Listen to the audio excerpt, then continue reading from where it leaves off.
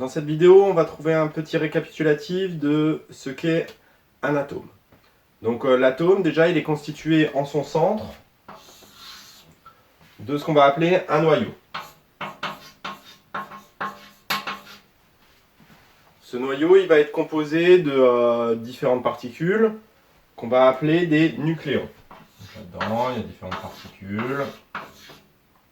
Toutes ces particules, donc, ce sont des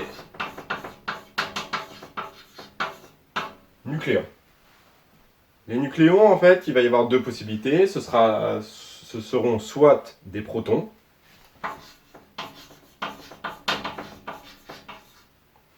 soit des neutrons.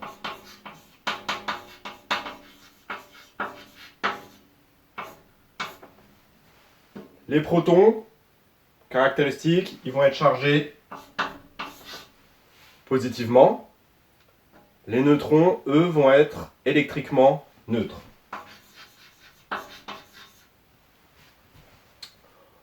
Autour de ce noyau, en fait, il va y avoir une zone.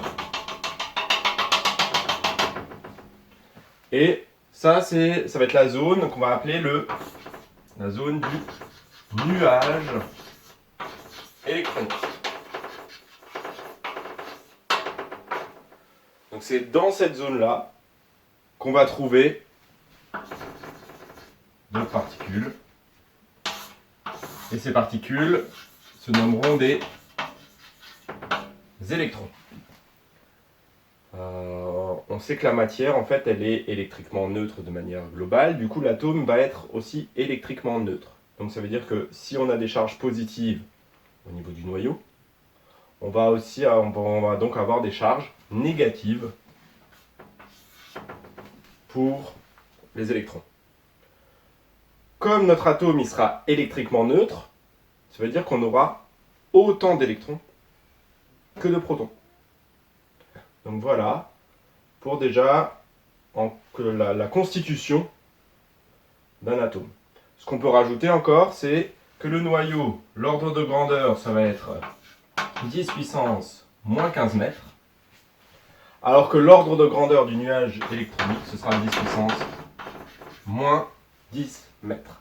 C'est-à-dire qu'on a quand même un rapport de 100 000 entre le rayon du noyau et le rayon du nuage électronique.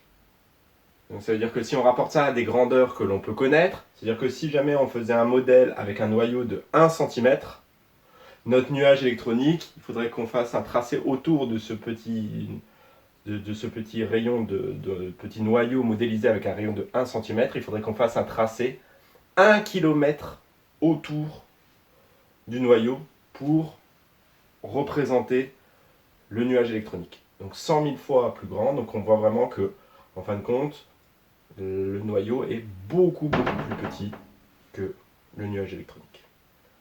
Voilà ce que vous avez à retenir sur la constitution de l'atome.